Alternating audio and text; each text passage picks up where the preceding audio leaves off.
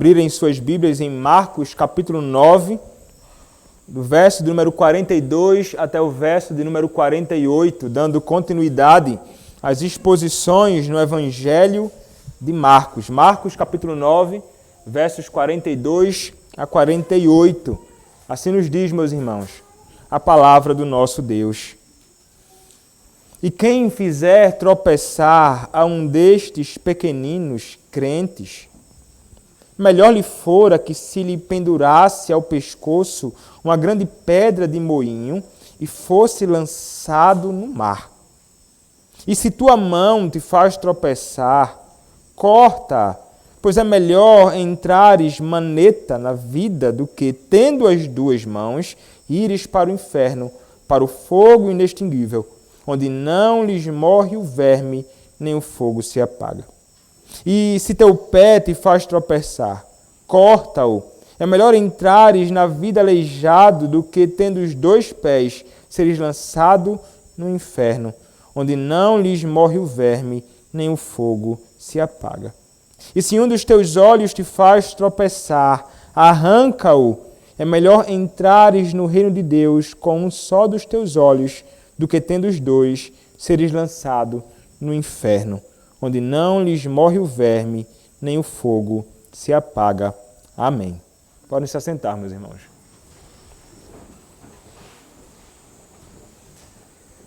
Vamos orar ao nosso Senhor, mais uma vez.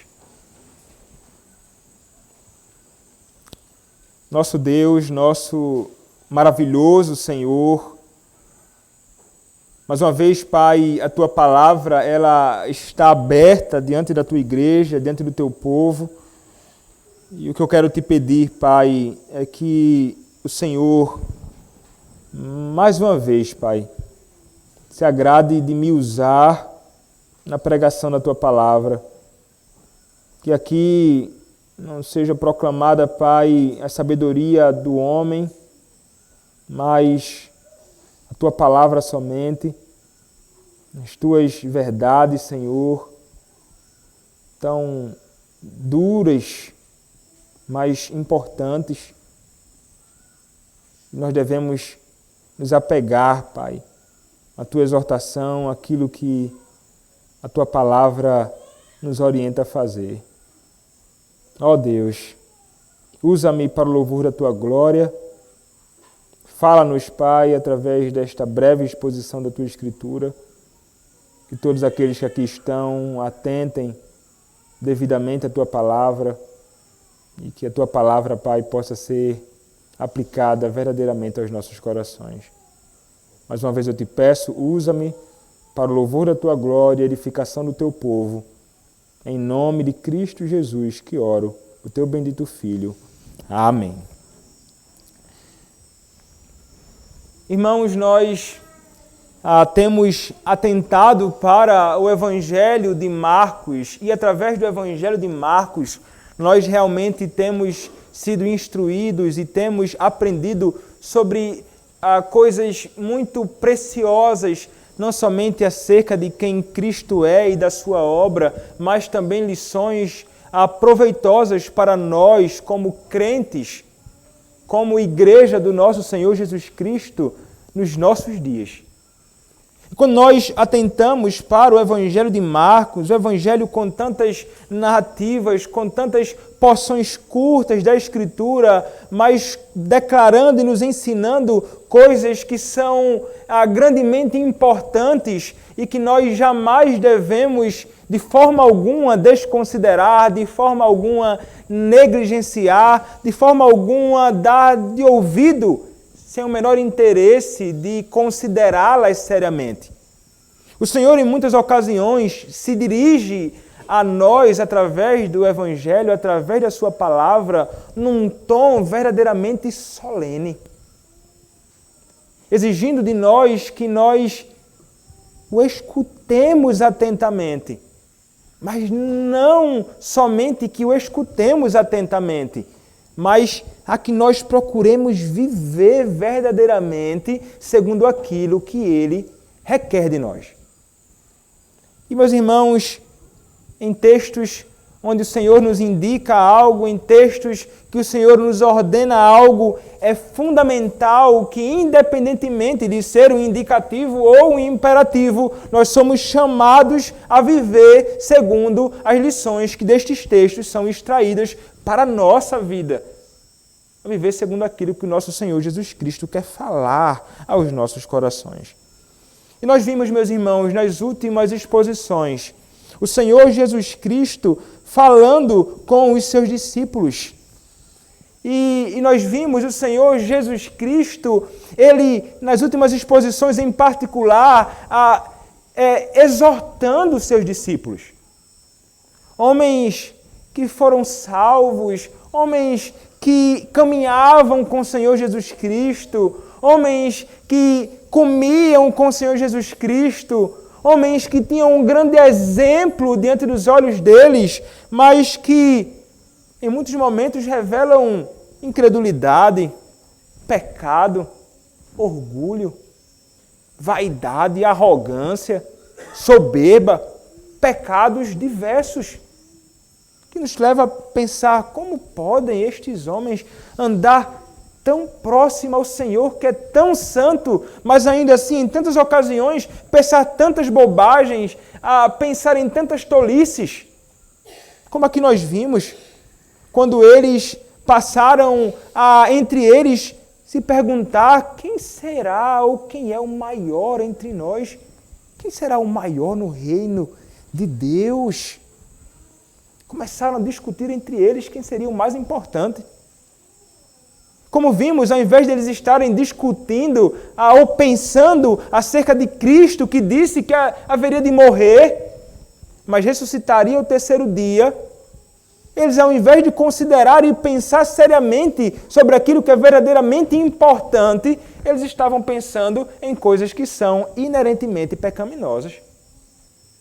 O Senhor Jesus Cristo sabe daquilo. O Senhor Jesus Cristo sabia que eles estavam discutindo bobagem.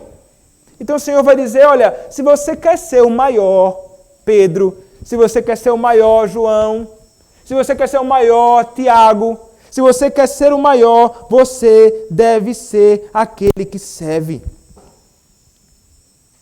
O caminho para ser o maior, o caminho para ser o primeiro, é ser servo de todos. É o serviço. É o se dispor a servir não somente os importantes, mas inclusive aqueles que são insignificantes, aqueles que nada têm para nos oferecer como retribuição. E ele então vai pegar uma criança e vai dizer, olha aqui, nada tem para oferecer a você, mas você é chamado para servir. Então ele vai quebrar o orgulho daqueles homens, convidando-os à humilhação no serviço. Eles deveriam exatamente fazer isto na sua caminhada.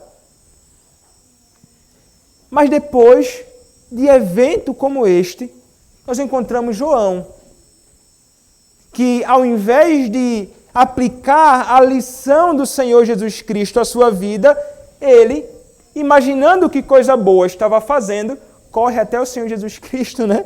E ele vai dizer, como mencionei na última exposição, como um garoto que faz algo que é ruim, pensa que está fazendo algo bom e vai dizer assim, pai, olha o que eu fiz. Aí o pai olha assim e diz, meu filho, você está fazendo bobagem. Você vai levar um ataque agora. Você vai ser disciplinado. Você vai levar uma pisa, porque o que você está fazendo não faz o menor sentido. E foi exatamente isso que aconteceu ali com João, aquele que provavelmente encabeçou, foi o primeiro, aquele que foi até o homem e disse, olha, o que é que você está fazendo aí? Você não é um dos nossos. Quem deu autoridade a você para expelir demônios em nome do Senhor Jesus Cristo? E aí, então vai falar isso para Cristo. Cristo vai dizer, opa, não, você não deve fazer isto. Você não deve fazer isto. Não proibais, porque ninguém há que faça milagre em meu nome e logo a seguir passe a falar mal de mim. Pois quem não é contra nós, é por nós. Então nós aprendemos lições sobre a ideia de nós não desconsiderarmos o trabalho de outros que não são necessariamente da nossa denominação ou da nossa igreja em particular, mas são homens, servos do Senhor, crentes verdadeiros que estão testemunhando sinceramente da verdade e da palavra do Senhor neste mundo, ainda que não seja dos nossos. Nós devemos nos alegrar, não os impedir no serviço do Senhor Jesus Cristo. Ainda que não sejam eles um dos nossos, ainda que sejam eles pessoas que não são conhecidas, ainda que sejam eles pessoas pequenas, mas são crentes. Então nós chegamos a esta porção da Escritura, onde nós encontramos, meus irmãos, mais uma exortação do Senhor Jesus Cristo para os seus discípulos naquela ocasião, para todos nós hoje como a igreja do Senhor Jesus Cristo. E o versículo de número 42, meus irmãos, nos inicia dizendo o seguinte: e quem fizer tropeçar a um destes pequeninos crentes, melhor lhe fora que se lhe pendurasse ao pescoço uma grande pedra de moinho e fosse lançado no mar. Meus irmãos, este primeiro verso, verso de número 43, ele vai falar sobre o cuidado que nós devemos ter para não conduzirmos os pequeninos crentes ao pecado. Este verso vai nos alertar sobre o grande perigo de conduzirmos outras pessoas a cometer transgressão contra o Senhor. Por essa razão, o texto nos vai dizer, e quem fizer tropeçar a um destes pequeninos crentes. E aqui, meus irmãos, sobre pequeninos crentes, há uma discussão. Alguns vão dizer, olha, pequeninos aqui se trata simplesmente de crianças. Então, você vai fazer tropeçar uma criança, e então, se você fizer isto é muito grave. É melhor que você seja lançado ao mar com a pedra de moinho. Mas, meus irmãos, o que nos parece que o Senhor nos quer falar através desse texto é que quando ele vai falar de pequeninos, não se trata simplesmente de crianças, mas de outras pessoas novas na fé que creram em Cristo e então eles estão ali juntos àqueles que verdadeiramente possuem uma fé sincera no Senhor. Então são não somente os pequeninos no sentido de serem crianças, mas aqueles que estão como que iniciando na fé, aqueles que são crentes novos no povo de Deus. Então os pequeninos se referem a estes. Não é? Como aquele homem, não é, que estava ali expelindo demônios, que não era dos discípulos, e então eles exortam e impedem este homem de fazer o serviço. Não envolve simplesmente crianças, mas aqueles que são novos na fé. Crianças, jovens, adultos, velhos, não importa. Então ele vai dizer, e quem fizer tropeçar a um destes pequeninos crentes, ele vai deixar muito bem claro aqui, são crentes. Se alguém fizer com que algum deles tropece, ou seja, se alguém fizer, algum de vocês, meus discípulos, fizer com que estes pequeninos caiam em pecado por sua causa, se você, por causa das suas atitudes, por causa do seu mau exemplo, por causa dos seus pecados, por causa da sua falta de sabedoria, por causa das suas ações estranhas à verdade de Deus, se você fizer algum destes pequeninos crentes tropeçar, ele vai dizer, veja que coisa séria, ele vai dizer, melhor lhe fora que se lhe pendurasse ao pescoço uma grande pedra de moinho e fosse lançado no mar. Havia um mar ali. E ele vai dizer, é melhor que você pegue uma pedra de moinho. Então haviam duas pedras, uma pedra pequena, que era conduzida, que poderia esmagar grãos, não é?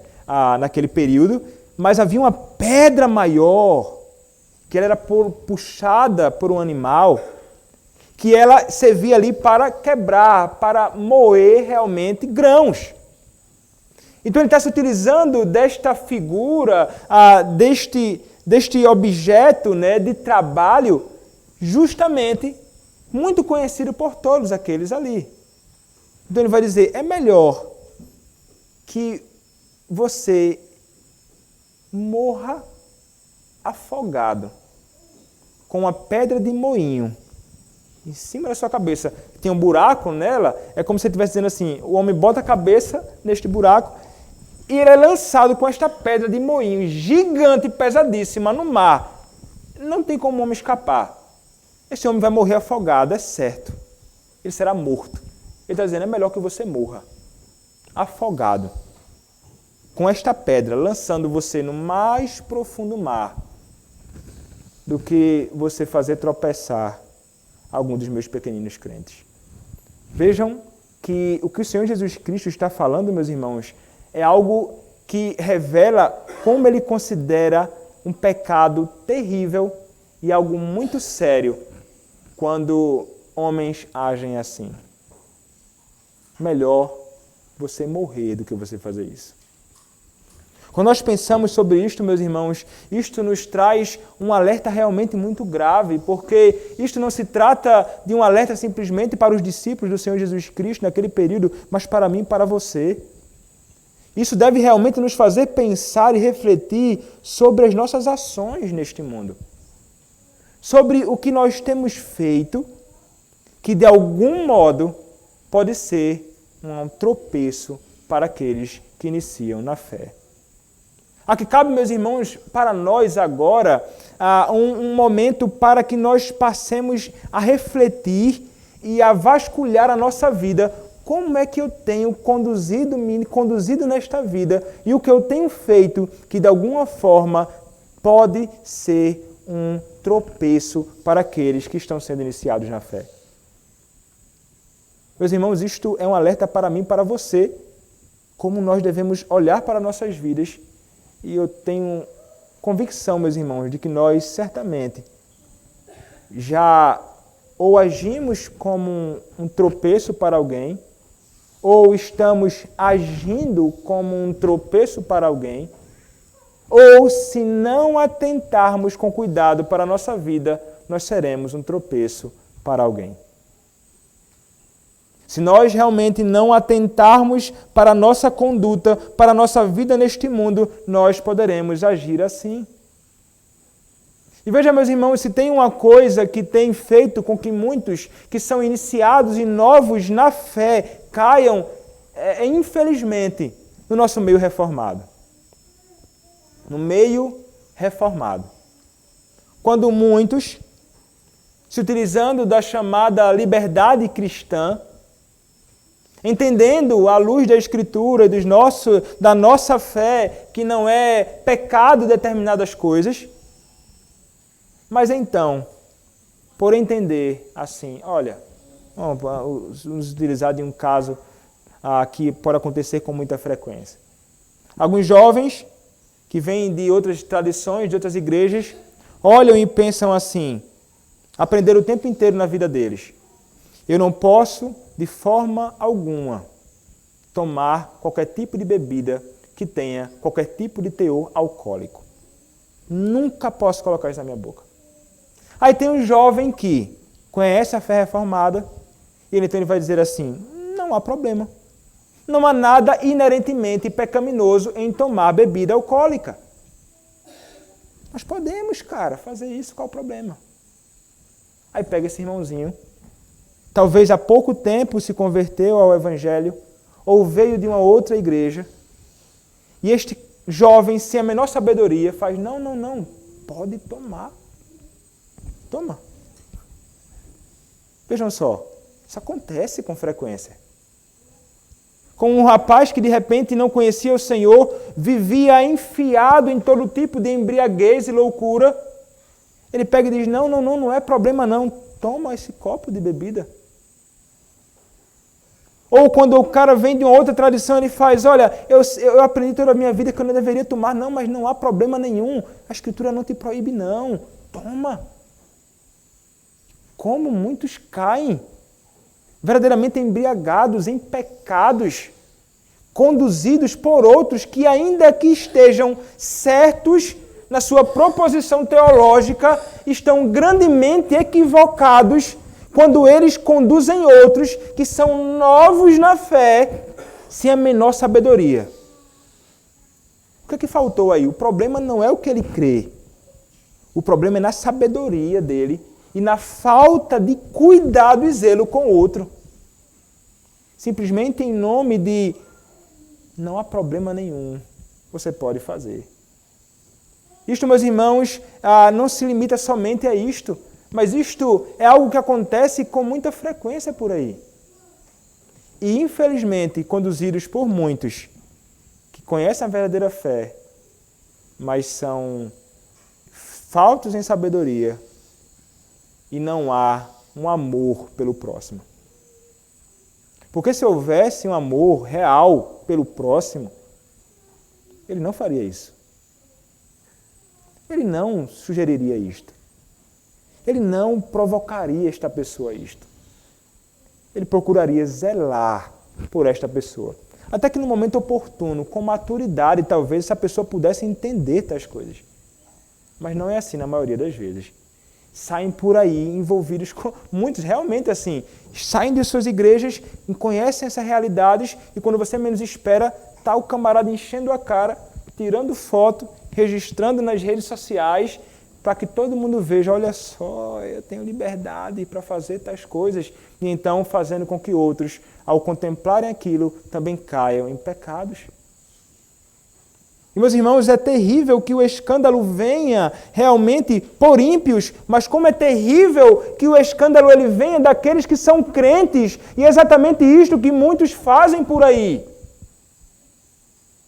Mas veja, meus irmãos, a gente pensa nesses casos e você pode pensar em outras particularidades da fé reformada que muitos vão abraçar e então, em nome da sua liberdade cristã na pressa em fazer com que todos se sujeitem àquilo, pega e diz, olha, pode fazer isso de qualquer jeito e conduz muitos a tropeçarem, a pecarem contra o Senhor. Mas você pode pensar também em questões mais particulares relacionadas a nós e em como nós agimos que podem levar alguém ao pecado. Ou nossos filhos ao pecado.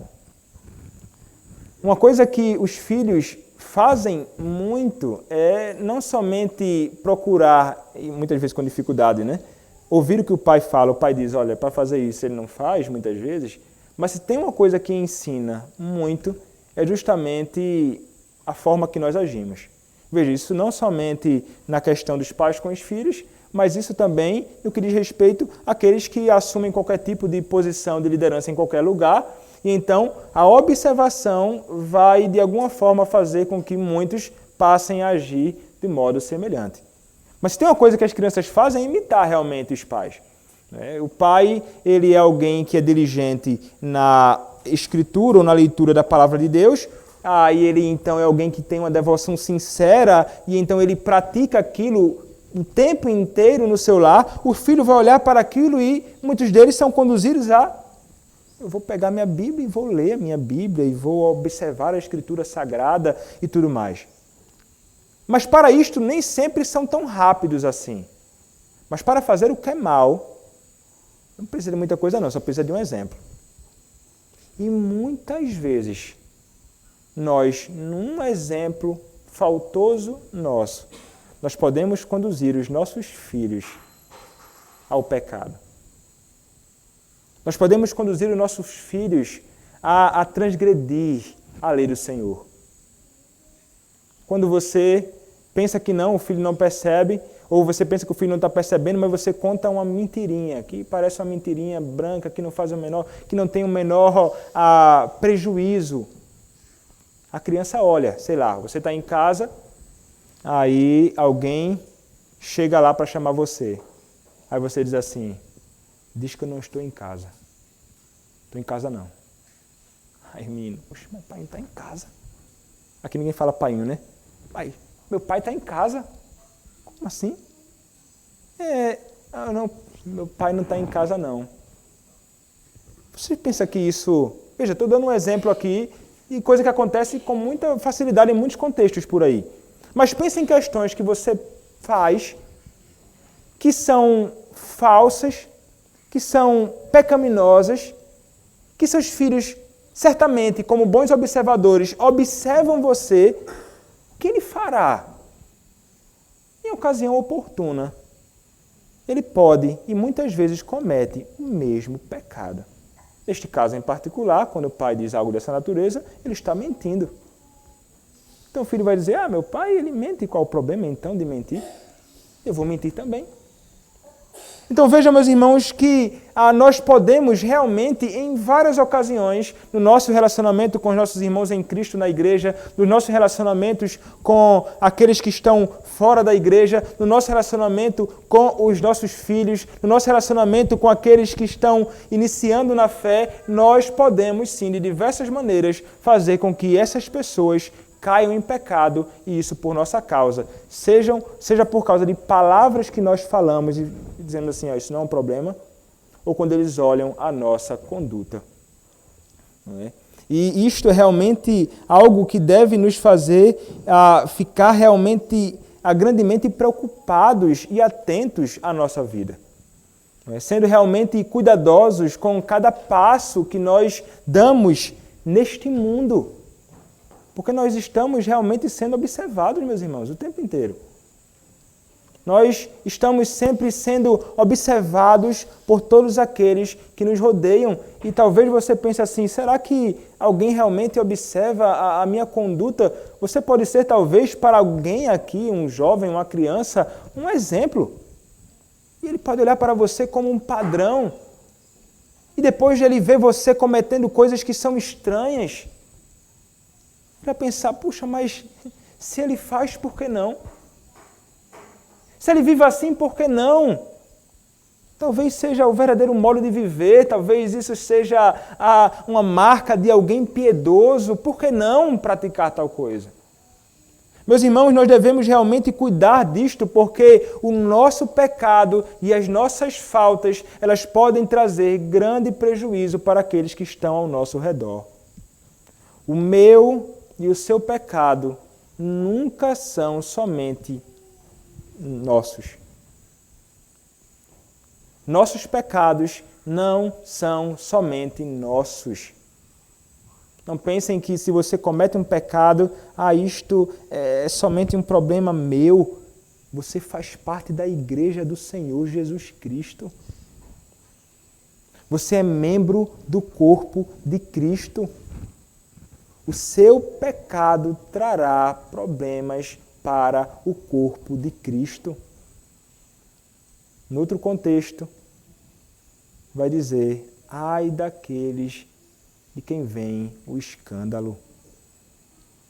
Nós podemos levar muitos a pecar, nós podemos levar também ao escândalo.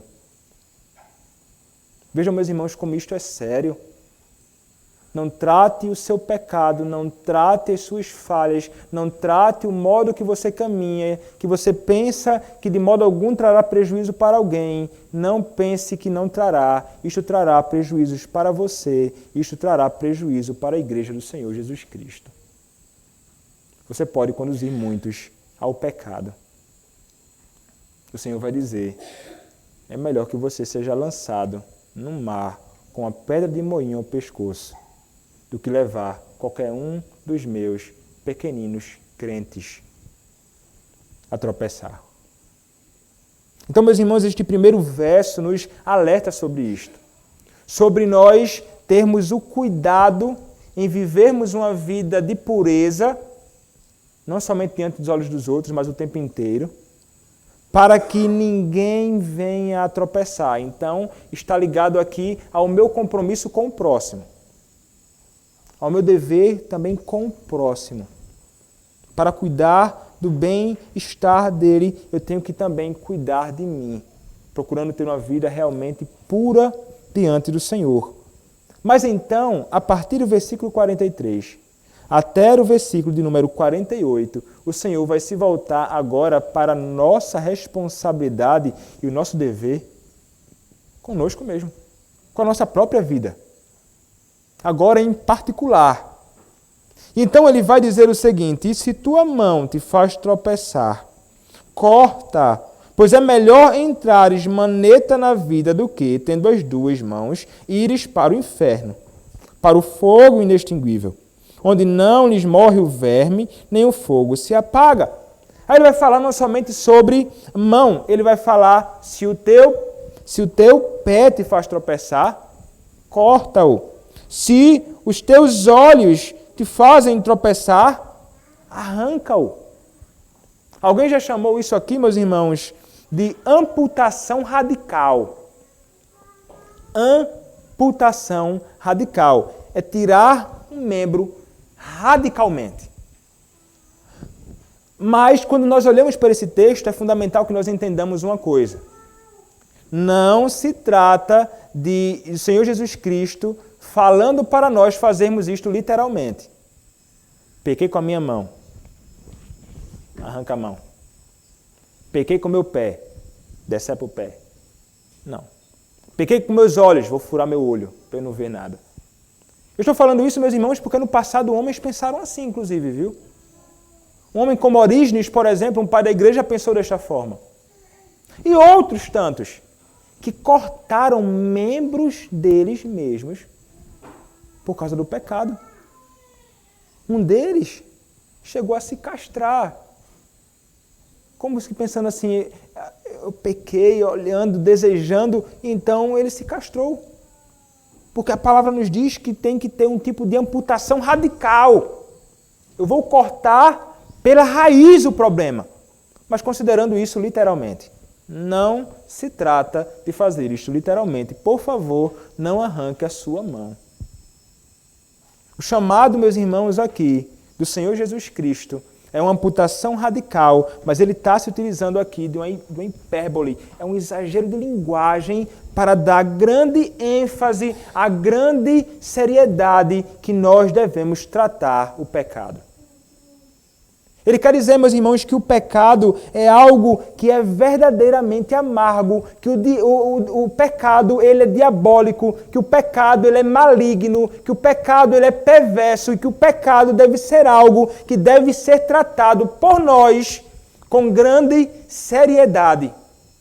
Que nós não podemos olhar para o pecado e considerar o pecado como um amigo nosso, como um parceiro nos nossos melhores momentos ou nos momentos ruins, ou como algo que é inofensivo e que de modo algum nos trará algum tipo de problema.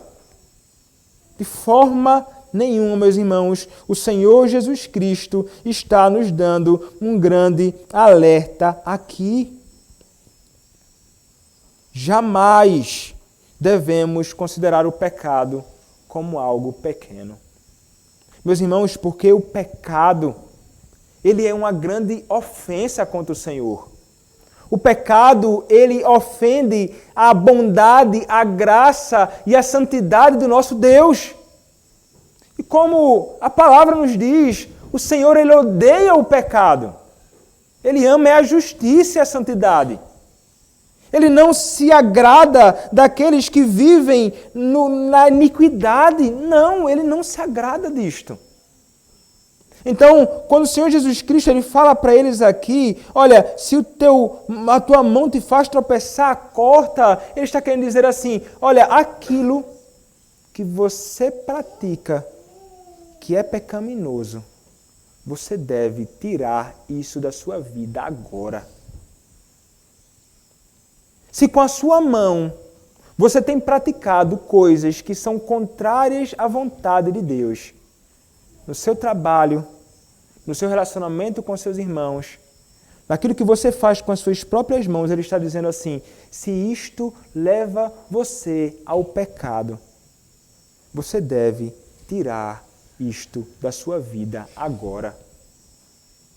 Se os teus pés conduzem você a andar nos caminhos do pecado e da iniquidade, ele vai dizer, tira os teus pés, arranca isso da tua vida. Se os teus olhos levam você a contemplar alguma coisa que é pecaminosa, ele vai dizer que isto seja tirado da sua vida imediatamente. Meus irmãos, é um chamado a que nós possamos nos despir verdadeiramente de todo tipo de pecado na nossa vida. É um chamado, meus irmãos, a todo tipo de pecado, sejam eles cometidos pelos nossos membros, sejam eles cometidos internamente até, sem ninguém saber disto. Aquilo que começa aqui dentro, ele se estende para os membros, nós sabemos disto. Então ele diz, retire isto da sua vida. Tudo aquilo que é pecaminoso. Você deve se despir. E você pode pensar, não é? Por exemplo, se você é um jovem rapaz, que tem algum tipo de problema, vamos dar um exemplo, que é um problema grave em muitas igrejas. É um jovem que tem problema com pornografia. O que é que o jovem deve fazer? Eu tenho um problema com pornografia e eu estou no meu Instagram, eu estou na internet. E este lugar tem sido um lugar onde, de alguma forma, eu tenho contemplado coisas que são pecaminosas, seja no meu Instagram ou na minha internet. Isso tem provocado, isso tem parecido coisas que têm me conduzido a desejar aquilo, a cobiçar aquilo, a cair no pecado da masturbação. Se de alguma forma o Instagram ou a internet são um problema, ou ajudam você a alimentar o seu problema no seu coração, que é um descontentamento e lascívia, o Senhor diz assim, desative sua conta do Instagram e desliga sua internet. Quando estiver dizendo assim, você deve cortar isto. Você deve se despir daquilo que tem levado você a cometer este pecado. Radical, meus irmãos, é cortar pela raiz realmente aquele problema. Se é ali que tem conduzido você ao pecado, tire da sua vida. Se você é alguém muito disposto a fofocar sobre a vida dos outros, e você sabe que você tem essa inclinação na sua vida, você é muito rápido para falar mal dos outros. E você sabe que aquelas pessoas ali também são igualmente rápidas para falar mal dos outros. E você é tentado a isto. O que é que você é chamado para se despir e cortar ali? É o tipo de relação com o tipo de pessoas que procuram falar mal dos outros. Se você sabe que aqueles colegas seus, que aqueles amigos seus, são pessoas que de alguma forma procuram viver de uma forma piedosa, eles não querem agradar ao Senhor. Eles são como aqueles homens que estão lá no Salmo 1, aqueles que compõem a roda dos escarnecedores.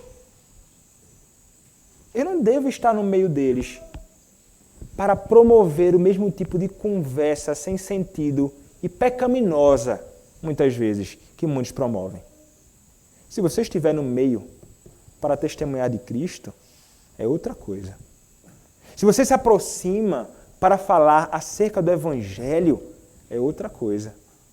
Mas se você se aproxima para compartilhar dos mesmos pecados, malícias que muitos promovem por aí, isto é estranho a nós.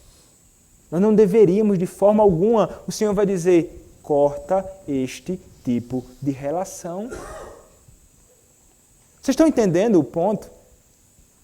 Tudo aquilo que conduz você ao pecado, a cair muitas vezes no mesmo pecado, deve ser tirado da sua vida.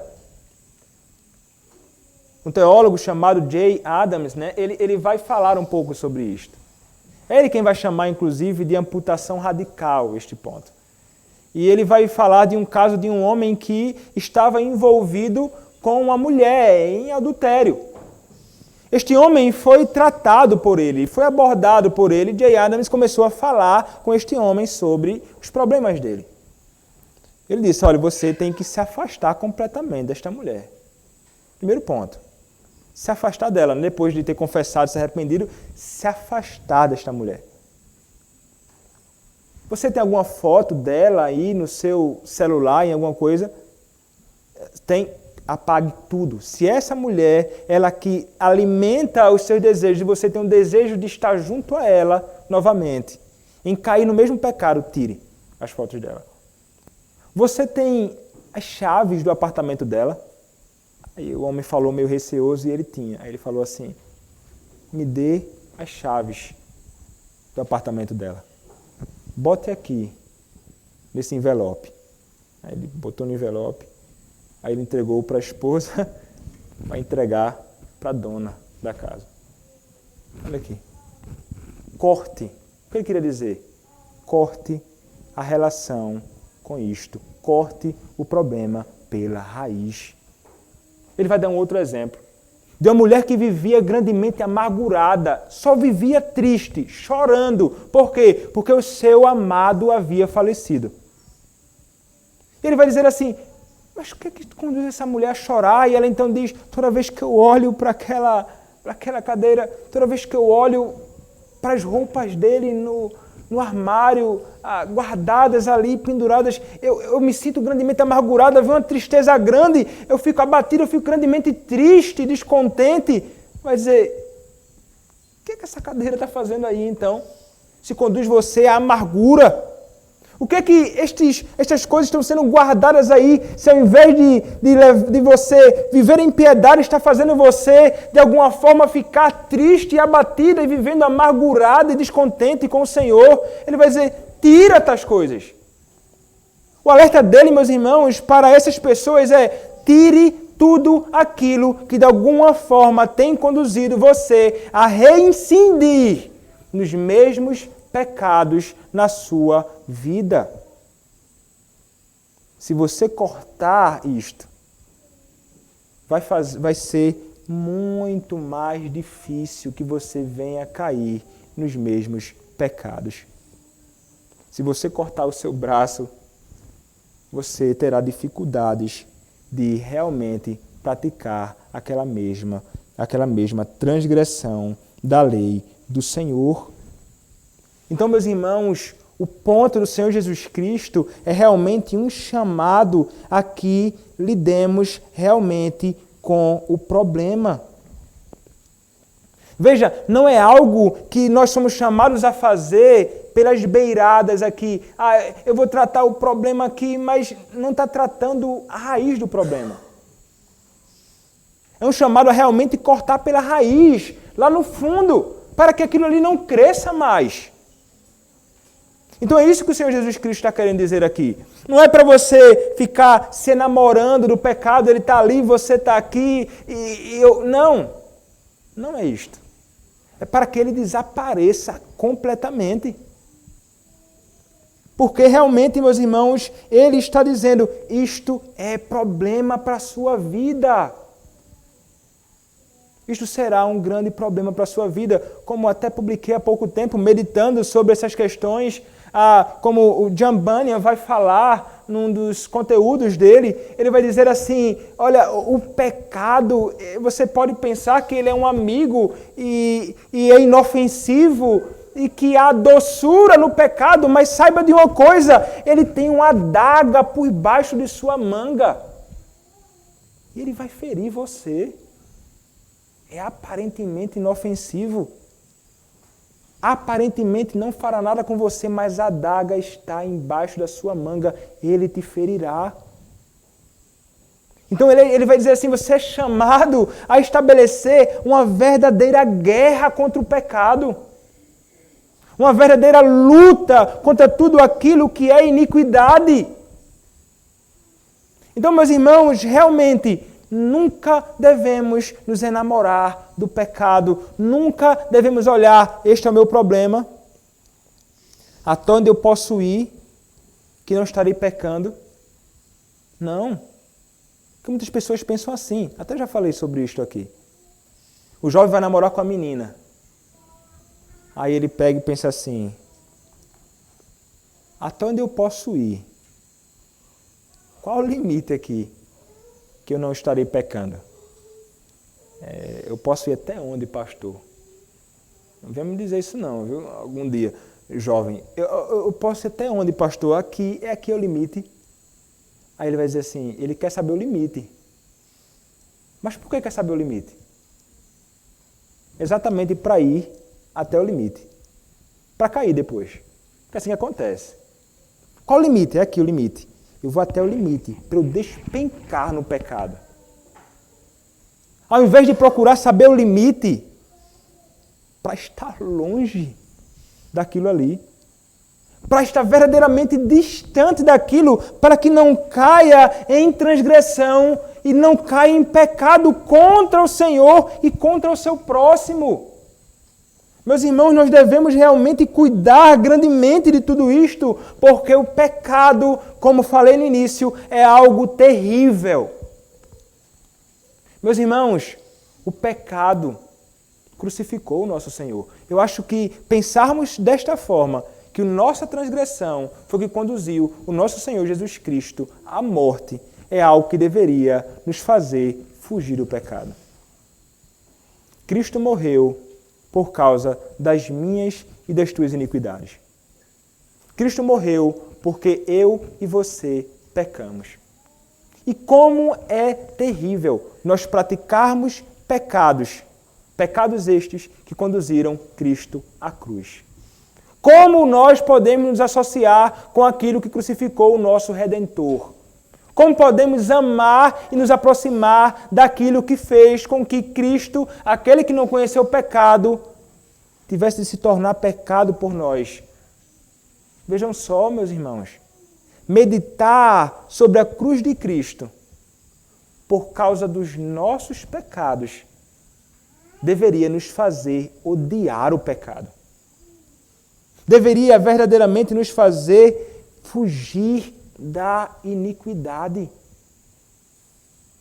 Então, qualquer tipo de aparência do mal, meu irmão, jovem, velho, criança, todo tipo de aparência de mal, ou possibilidade de você cair no mesmo pecado, e você sabe onde está o problema, você sabe que aquilo ali é o que conduz você ao pecado, você sabe quais são os seus pecados, você deve cortar aquilo. Ainda que você seja prejudicado de alguma forma, ainda que seja algo muito importante para você. Cristo está falando aqui sobre membros muito importantes. Pés, mãos e olhos. Ele está dizendo, ainda que seja algo muito importante na sua vida, se faz você pecar contra mim, retire isto agora da sua vida. Meus irmãos, ele fala isto porque o viver assim, o viver de um modo desagradável ao Senhor, no pecado, deliberadamente, sem lutar contra a iniquidade, é algo, meus irmãos, que pode conduzir o homem, a como ele vai dizer, e repetiu várias vezes, ao inferno. Ele fala, ao inferno este será conduzido. Ele vai repetir várias vezes. Ele vai dizer, verso 43, pois é melhor entrares maneta na vida, ou seja, sem um dos braços, tendo na vida, é melhor entrares maneta na vida, ou seja, sem um dos braços, tendo as duas mãos, do que tendo as duas mãos, ires para o inferno. Quer dizer, é melhor que você vá para a glória, faltando uma parte do seu corpo, ou um braço, ou faltando a perna, ou faltando um olho, do que você ir para o inferno. É melhor que você faça isto. E eles falam sobre a gravidade disto, porque o pecado e aqueles que vivem deliberadamente no pecado revelam que não conhecem o Senhor. Aqueles que vivem mergulhados na iniquidade revelam que nunca foram salvos por Cristo. A consequência de viver no pecado sem arrancá-lo radicalmente é juízo. Ele vai dizer, meus irmãos, aqui, para o fogo inextinguível, onde não lhes morre o verme, nem o fogo se apaga. Verso 45 vai dizer, seres lançado no inferno, onde não lhes morre o verme, nem o fogo se apaga. Verso 47 vai dizer, tendo os dois seres lançados no inferno, onde não lhes morre o verme, nem o fogo se apaga. Ele repete isto várias vezes neste texto, dando grande ênfase a esta realidade. Isto é algo muito sério. Meus irmãos, a palavra aqui que nos é traduzida aqui por inferno é a palavra que vai ser chamada de Geena, né? Ou Geena, que seria como que o lugar onde o lixo era lançado, onde coisas que eram descartadas eram lançadas, até corpos. E ali existia um fogo que era lançado e queimava o tempo inteiro ali. Era o tempo inteiro um fogo queimando tudo aquilo que era descartado naquele lugar. E é interessante porque é um fogo, e vai dizer um fogo inextinguível, um fogo que não cessa. Um fogo que realmente não cessará. E ele vai acrescentar o seguinte, onde não lhes morre o verme, nem o fogo se apaga. O verme, enquanto come, ele vai ficando robusto, mas depois que ele para de comer, em pouco tempo ele morre. O que o texto está dizendo aqui é que o verme não deixará de ter o que comer neste lugar.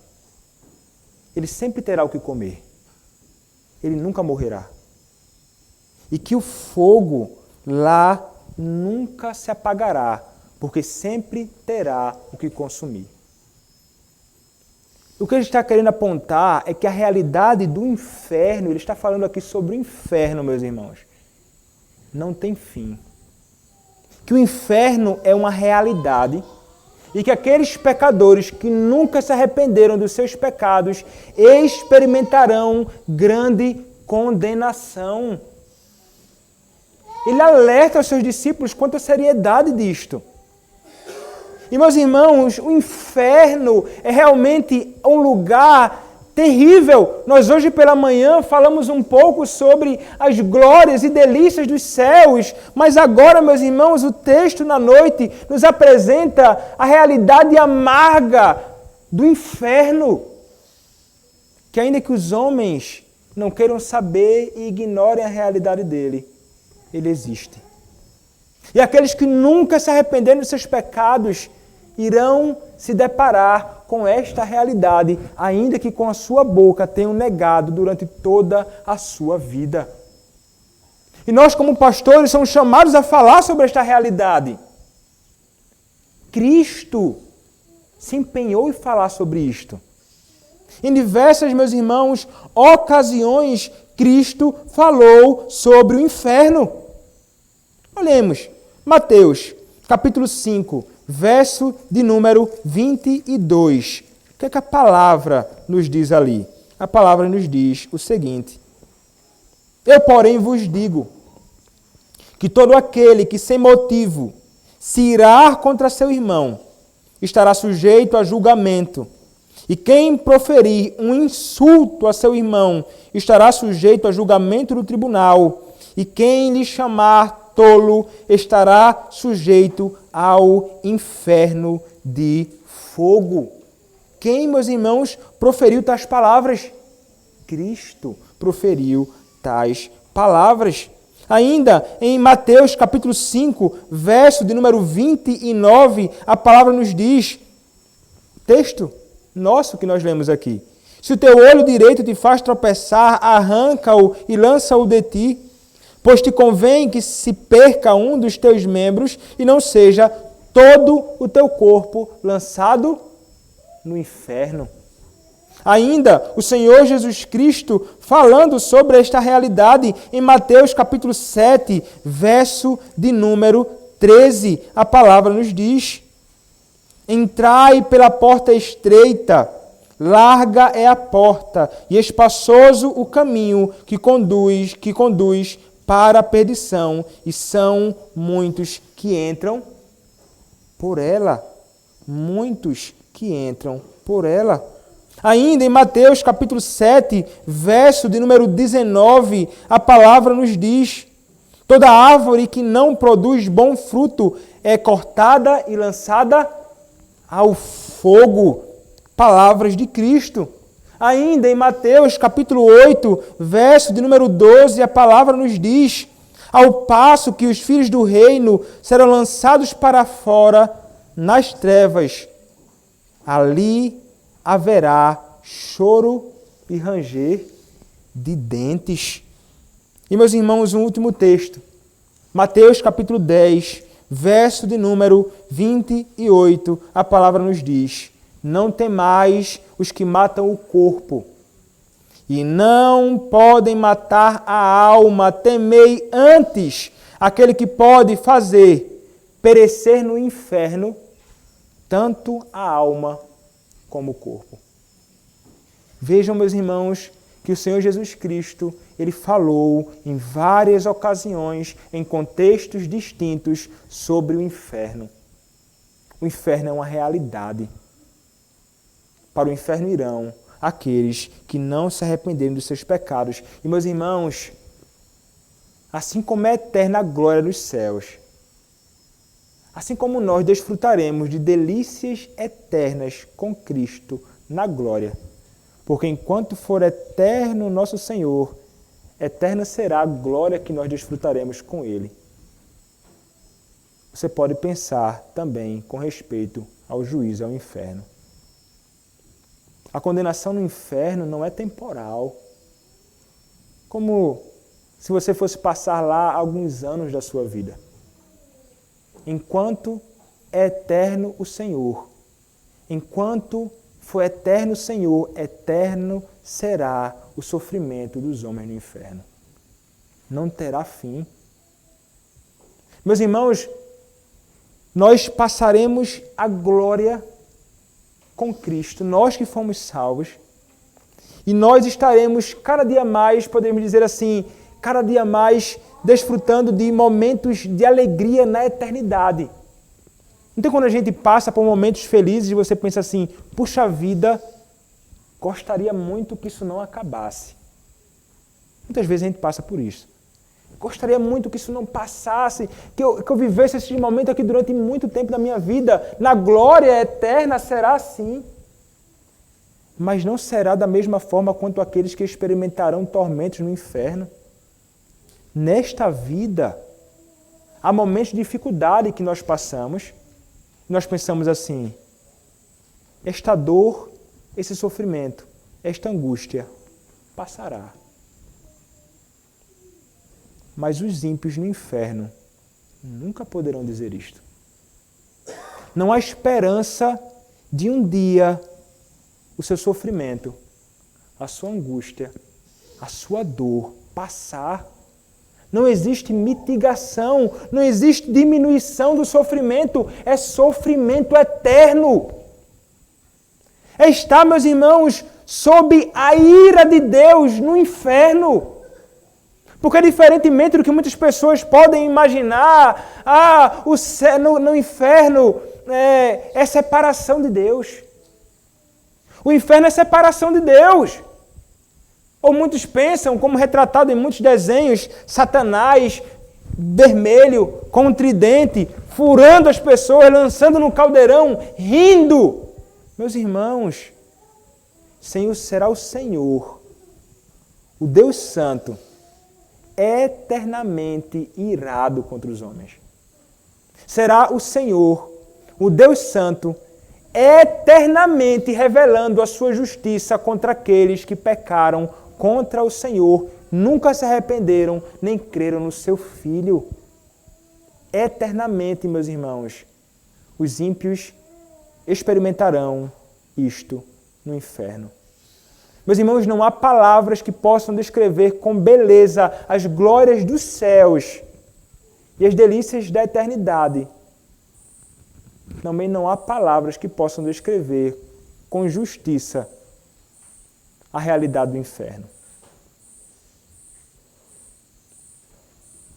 O verme não morre, o fogo não se apaga. Isto é o que experimentarão aqueles que não se rendem a Cristo, aqueles que vivem enfiados na iniquidade. O inferno é real e é o Senhor quem estará lá para condenar os homens, revelando a sua santidade e sem nenhum tipo de favor para os homens. Ele pode pedir que toque na sua língua com algo para aliviar o seu sofrimento. E não existirá isso. Não existirá isto. Meus irmãos, como é fundamental que os homens neste mundo estejam plenamente conscientes de que isto existe. E que isto seja para nós também um alerta de que nós devemos verdadeiramente fugir do pecado, porque nós podemos ser conduzidos a experimentar esta realidade amarga. Então, meus irmãos, nós somos chamados verdadeiramente a nos despir de tudo aquilo que é pecado. E somos chamados, portanto, a nos revestir da justiça. Somos chamados a nos despir para que não sejamos condenados, mas somos chamados a também executar uma ação muito ativa também neste processo de santificação. É nos revestir de santidade. É verdadeiramente, meus irmãos, estarmos envolvidos na mortificação do pecado. Como disse John Owen, livro muito conhecido dele, ele vai dizer assim: se você não matar o pecado, você pode estar certo de que o pecado matará você. Se você não mortificar os seus pecados, os pecados irão matar você. Então, meus irmãos, o despir, o revestir é fundamental. E a palavra nos fala, a palavra do nosso Senhor nos fala sobre a mortificação do pecado. Se você olhar para alguns textos, Romanos capítulo 8, verso de número 13, a palavra do nosso Senhor nos diz o seguinte. Romanos capítulo 8, verso de número 13. A palavra nos diz o seguinte: porque se viverdes segundo a carne, caminhais para a morte, mas se pelo Espírito mortificardes os feitos do corpo, certamente vivereis. Certamente vivereis. Ainda, a palavra do nosso Senhor nos diz em Romanos capítulo 13, verso de número 14, quando a palavra do nosso Senhor nos diz o seguinte: mas revesti-vos do Senhor Jesus Cristo, e nada disponhais para a carne no tocante às suas concupiscências. Ainda, em 1 aos Coríntios, capítulo 9, verso de número 27, a palavra do nosso Senhor nos diz o seguinte, o apóstolo Paulo dizendo: mas esmurro o meu corpo e o reduzo à escravidão, para que, tendo pregado a outros, não venha eu mesmo a ser desqualificado. Ele está lutando contra o pecado dele. É o apóstolo Paulo quem está nos dizendo isto. Ainda, meus irmãos, em Colossenses capítulo 3, verso 5, a palavra do nosso Senhor nos diz o seguinte: fazei, pois, morrer a vossa natureza terrena, prostituição, impureza, paixão lasciva, desejo maligno e avareza, que é idolatria. Então vejam, meus irmãos, textos, poderíamos ver tantos outros textos, que nos chamam a assumirmos o nosso papel também na nossa obra de santificação. É lutarmos com as ferramentas que o Senhor nos deu para fazermos o pecado que em nós habita ser destruído. E, meus irmãos, como já falei em outras ocasiões, o Senhor nos deu verdadeiramente meios para isto.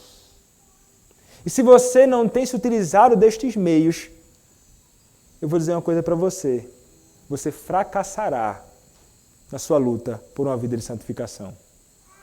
Se você não tem se utilizado destes meios, o pecado dominará você. Se você não tem se utilizado destes meios, você cairá em iniquidade, viverá em iniquidade, e o juízo é certo para aqueles que não abandonam seus pecados, não creem verdadeiramente em Cristo e vivem segundo o desejo da carne, do mundo e de Satanás. Nós somos chamados, meus irmãos, a nos utilizarmos de meios tão preciosos, providenciados pelo próprio Senhor, para vivermos de modo que seja agradável a Ele. Como no próprio Salmo que nós cantamos. Salmo de número 119. O que é que o salmista vai falar? Como o jovem pode guardar puro o seu caminho? Observando segundo a tua palavra.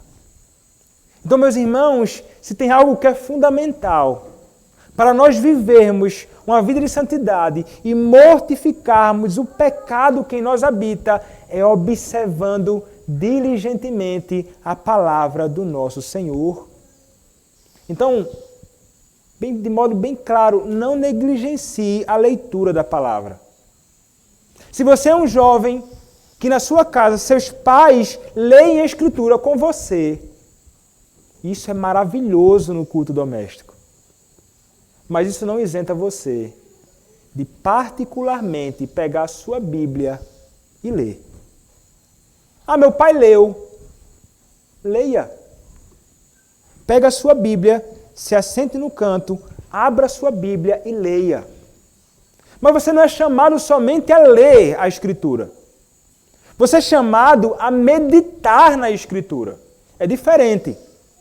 Uma coisa é eu pegar um capítulo de um livro e lê-lo, e então vou entender muito daquelas verdades, daquela porção, daquela narrativa, e que coisa preciosa é fazer isto. Mas meditar é muito particular. É quando eu vou olhar para aquela porção da Escritura Sagrada, e então eu vou olhar assim, será que eu tenho vivido segundo o que tem sido dito neste texto? Será que eu tenho caminhado segundo aquilo que o Senhor requer aqui diante de mim neste texto? E você vai aplicar a sua vida, não, eu tenho falhado aqui. Não tenho vivido deste modo. E você vai aplicar a sua vida, veja, você vai estar pensando em você, não no outro. É na sua vida. E você então vai aplicar aquela palavra a você. Eu não tenho vivido como deveria viver. Veja que a meditação vai fazer com que você pense nesta verdade. Esta verdade, então, vai ser um modo através do qual você vai se autoexaminar diante da Escritura Sagrada. Então, isto é fundamental para a nossa vida de santificação. Mas, veja, e não somente isto, não somente revelará a nossa incompatibilidade, muitas vezes, com a verdade da Escritura. Isso nos ajudando na santificação. Mas esta verdade pensada, meditada, ela vai descer para o nosso coração. É a ideia de digerir, a ideia de mastigar aquilo. Aquela verdade ela vai descer e vai encontrar guarida, morada no nosso coração. Isto é fundamental para não pecarmos contra o Senhor. Com a palavra guardada em nosso coração, para não pecar contra Ele. Isto acontece através da meditação na Escritura Sagrada. Mas depois disto, além da meditação na palavra, leitura, meditação na palavra, o que é fundamental que eu faça? Para que eu possa mortificar os pecados e viver uma vida de santidade, eu sou chamado A orar. Onde na oração eu revelo grande dependência do Senhor. Eu não sou independente, eu sou dependente. Ainda que eu seja chamado a lutar por uma vida de santidade, eu careço do meu Senhor. Eu vou orar a Ele para que Ele me ajude.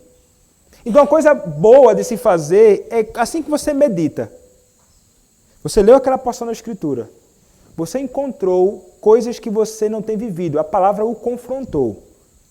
Você vai orar se utilizando daquelas palavras. Senhor, me ajuda a viver em retidão. Me ajuda, Senhor, a viver em integridade, como a Tua palavra requer de mim. Senhor, me ajuda a viver nos Teus caminhos de um modo que agrade e honre ao Senhor.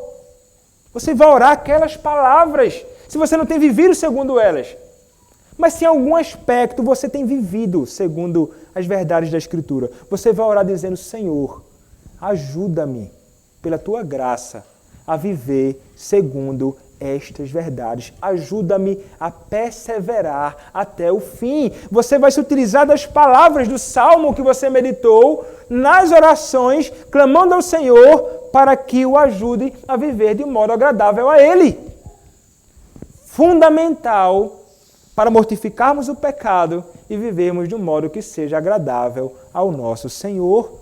Leitura, meditação, oração ao Senhor, cantar ao Senhor na sua devoção particular, os salmos, os hinos que falem, se você puder encontrar, sobre aquelas verdades que você meditou ali, cantando com toda a sinceridade do coração ao seu Deus. Mas vejam, isso são questões particulares, de devoção particular, que nos ajudam nisto e que são fundamentais. Mas uma outra questão é nunca negligenciar a adoração pública a Deus.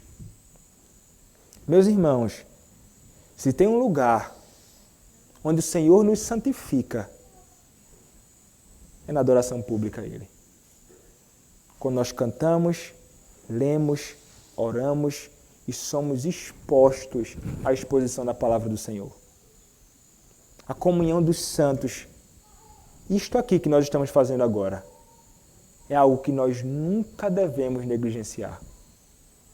Se nós realmente desejamos mortificar o pecado, se nós realmente desejamos viver uma vida de santidade ao Senhor, nós iremos nos empenhar nestes deveres, tanto particulares como públicos, tendo em vista, meus irmãos, a vida de santidade diante do Senhor.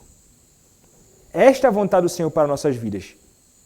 É a nossa santificação. A vontade dele é que sejamos santos. Como quem? Como Ele é santo. Isto para todos nós, crianças, jovens, velhos, adultos, não importa. Este é o chamado de Deus para a nossa vida. Que a vontade de Deus revelada na sua Escritura para a nossa vida e até mesmo as ameaças de juízo possam nos fazer, meus irmãos, buscar nesta vida viver de um modo que seja agradável ao nosso Senhor. Isso glorificará o seu nome. Isso será de grande benefício para nós em particular e será de grande benefício para a Igreja do Senhor Jesus Cristo em geral. Bênção para o povo de Deus. Que o Senhor, meus irmãos, pois, nos ajude a vivermos de um modo que seja agradável ao Senhor. Amém. Vamos orar ao nosso Deus. Senhor, o pecado, Pai, é algo terrível, é grave, nós estamos certos disto. E sabemos, Pai, que o Senhor odeia a iniquidade. E nós, Senhor, muitas vezes pecamos. Pecamos contra o Senhor, pecando contra o próximo. Pecamos contra o Senhor quando praticamos pecados que são inclusive contra nós mesmos. E nós sabemos, Pai, que isto é terrível. O pecado é algo que nós devemos rejeitar completamente, Senhor. Ajuda-nos a nos despirmos do velho homem, do pecado, da iniquidade, Senhor, a cortarmos radicalmente tudo aquilo que, de algum modo, nos leva a pecarmos contra Ti. Que sejamos firmes nisto, Pai, pois está em jogo a nossa alma eterna. Está em jogo, Pai, a nossa alma. A nossa alma é importante, Senhor. O Senhor concede e considera como grandemente importante. Então, ó Deus, ajuda-nos a amarmos e valorizarmos aquilo que o Senhor ama e valoriza. Ajuda-nos, Pai, a vivermos não somente nos despindo do que é desagradável a Ti, mas a nos revestirmos de pureza, santidade, a nos utilizarmos, Senhor, dos meios que o Senhor nos deu para vivermos de modo que seja agradável a Ti. Ajuda-nos, Pai, a mortificarmos o pecado que habita em nós. Ajuda-nos, Senhor, a vivermos de modo que seja agradável a Ti. É o que nós Te pedimos, ó Pai, em nome do Senhor Jesus Cristo, Teu bendito Filho. Amém.